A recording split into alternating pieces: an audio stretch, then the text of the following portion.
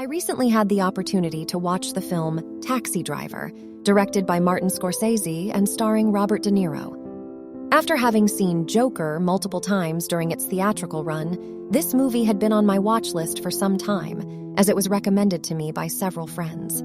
It falls under the genre of American psychological thriller drama, delving into the story of Travis Bickle, a disturbed Vietnam War veteran who becomes a taxi driver as a means of occupying his time and the events that unfold in his life. The film has garnered immense acclaim for its direction, compelling performances, intricate plotline, and social commentary. Set in a morally decayed New York City, it unveils a glimpse of the horrors that plagued the streets during the 1970s, including extreme racism, toxic masculinity, and underage prostitution, among other issues. However, beyond its social commentary and psychological intensity, there is an aspect of the film that has perhaps received less attention: its philosophical undercurrent. Taxi Driver is teeming with allusions to existentialist literature penned by renowned authors such as Fyodor Dostoevsky, Jean-Paul Sartre, and Albert Camus. As these authors have constituted a significant portion of my reading time, I found it fascinating to draw connections between their texts and the film. This video essay aims to offer a philosophical analysis of the movie. Before delving into the heart of the matter, let us first touch upon the concept of existentialism.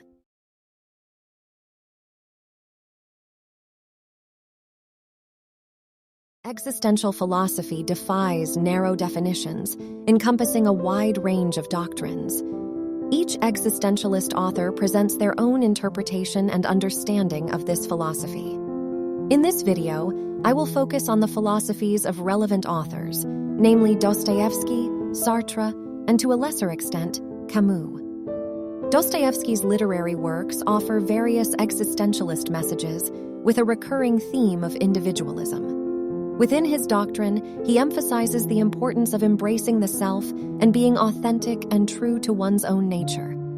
It entails accepting the self in all its imperfections and avoiding blindly adhering to ideologies that contradict one's own beliefs, as such conformity can lead to profound psychological anguish. Sartre's existentialist principles revolve around the weight and responsibility that accompany human beings who possess free will. According to Sartre, individuals bear the sole responsibility for their choices and the subsequent consequences. This concept simultaneously liberates and burdens individuals, as Sartre's protagonists often grapple with the tension between the liberating power of freedom and the paralyzing weight of existential despair. Another pivotal aspect of Sartre's philosophy is the intrinsic meaninglessness of life, while acknowledging humanity's obligation to find meaning by actively making choices. However, let's shift our focus from abstract philosophy and delve into the film itself. Throughout the movie, we encounter significant existentialist influences and tributes to philosophers of the past. These elements will be explored further in the context of the film and the parallels it draws with two particular works of fiction. Now let's examine the major existentialist influences and references found in the movie.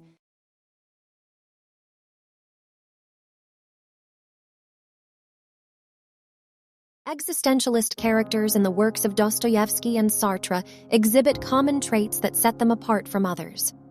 They often possess a sense of superiority, looking down upon those who strive for conventional pursuits, such as better jobs or more money, as they alone comprehend the inherent meaninglessness of such endeavors. The existentialists' awareness of the world's bleakness places them on a mental pedestal, leading to disdain and even hatred towards their fellow human beings. Now let's examine Travis Bickle's monologues throughout the movie as an example. He repeatedly refers to the nocturnal inhabitants of New York City as the scum of the earth, and shouts at Betsy that she is no different from the rest and will rot in hell. Although Travis is not depicted as a religious fanatic, his imperious judgment of others based on his perceptions aligns with existential philosophy. Existentialism has found proponents among both devout Christians and atheists, and Travis embodies this aspect.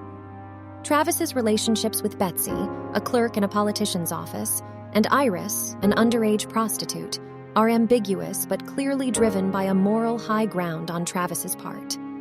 He desires to save these women from their respective circumstances of drudgery and prostitution. He perceives himself as someone above them, akin to a godlike figure attempting to rescue the helpless by smiting the wicked, which he also does. All of this reinforces Travis's perceived superiority to the rest of society. Another quote from the movie Taxi Driver that exemplifies Travis Bickle's perceived superiority and judgment towards others is, "Someday a real rain will come and wash all this scum off the streets." In this quote, Travis expresses his frustration and disgust towards the perceived moral decay and societal scum he encounters in the city. He sees himself as someone who recognizes the corruption and immorality around him, and he believes that a drastic cleansing, symbolized by the metaphorical real rain, is necessary to rid the world of this undesired element. The quote reflects Travis's judgmental attitude towards others, as he views himself as distinct from and morally above the people he condemns.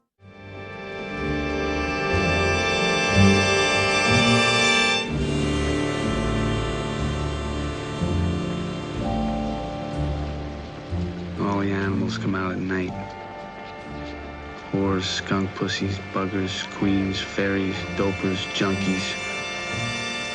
Sick, venal. Someday a real rain will come and wash all this scum off the streets.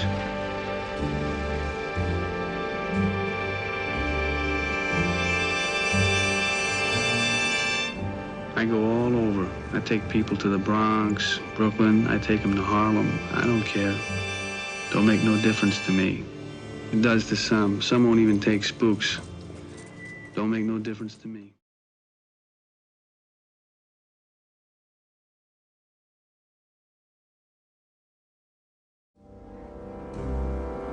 May 10th.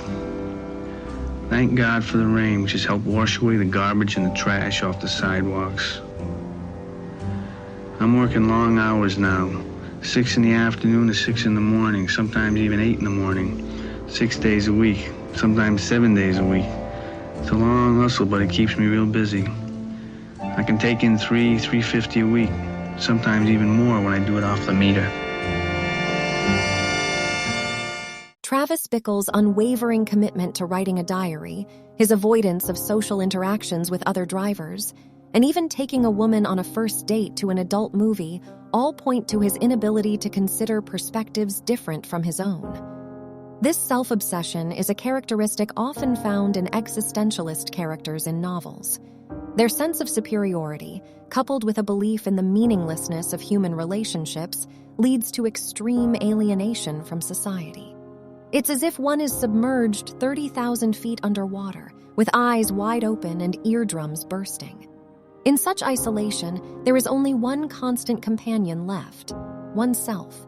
The self becomes the sole focus of attention for these characters, a theme keenly portrayed in the movie and another aspect that aligns with existentialist philosophy.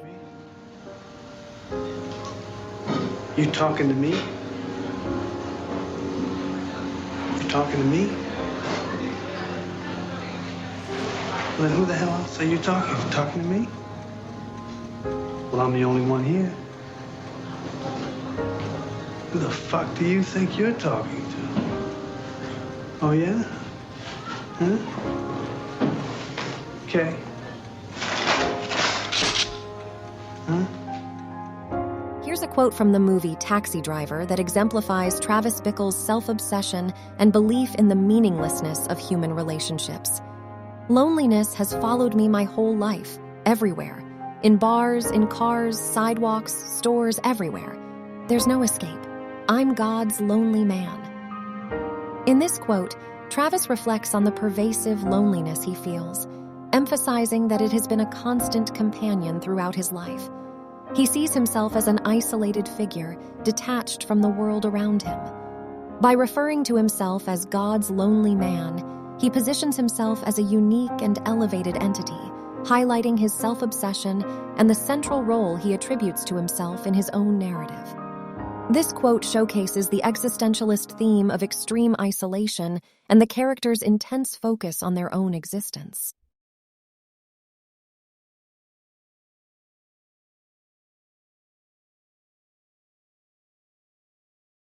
Due to his sense of superiority and self-obsession, Travis initially avoids any kind of human connections, and when he attempts to form one, he encounters significant challenges.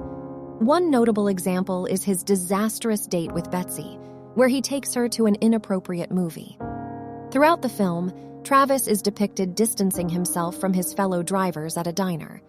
Another instance occurs when Betsy ends their relationship, and Travis seeks solace in Wiz, a fellow driver known for his wisdom. However, Travis struggles to articulate his emotions, expressing only a general feeling of sadness and dangerous thoughts. Even his relationship with Iris revolves around his belief in saving her from her situation. Although this goal may appear admirable, the underlying foundation of Travis's superiority makes the dynamic toxic to witness. Travis's difficulty in forming relationships shares similarities with Morceau from Camus' The Stranger and the Underground Man from Notes from Underground, both of whom also face challenges in connecting with others. Yeah? Well, I know you and I ain't talked too much, Yeah. But I figure you've been around a lot, so you could... Yeah, shoot, that's why they call me the wizard. It's just that I gotta... Things got you down? Yeah. That's the best of. Yeah, it got me real down,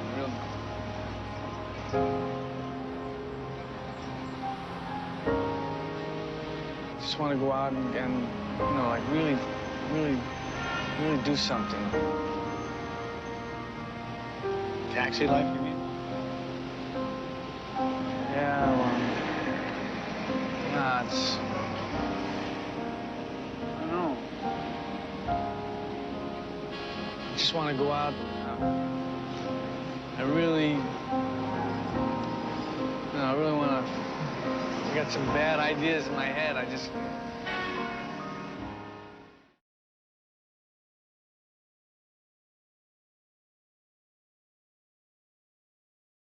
In several of Dostoevsky's literary works, a recurring theme is the significance of self-honesty. The initial step toward genuine self-awareness is acknowledging both the positive and negative aspects of one's own character. However, delving into one's faults, shortcomings, and the darker side of the self can be an overwhelming and paralyzing experience. The Underground Man in Dostoevsky's Notes from Underground exemplifies this introspective struggle. He recognizes his wretched nature, deriving pleasure from inflicting pain and humiliation on others. With this realization, he becomes incapacitated, unable to perform any genuine acts of kindness, even if his heart desires to do so without ulterior motives. In Taxi Driver, the wretchedness of existence is not explicitly portrayed within Travis himself, but rather through the depiction of others. Pimps, drug addicts, a young girl compelled into prostitution, and even suffering from Stockholm Syndrome, loving her captor. These elements encapsulate the depth of human despair. The camera, guided by Travis's perspective, delves into the darkest recesses of humanity, presenting Taxi Driver as a stark portrait of mankind's most abhorrent aspects. The film confronts the viewer with the raw exploration of the human condition, exposing the depths of depravity that exist within society.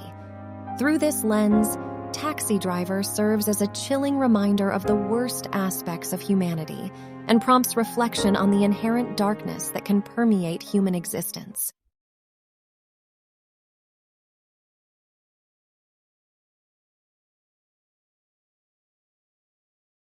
One perspective on Travis's crime is that it stems from anger.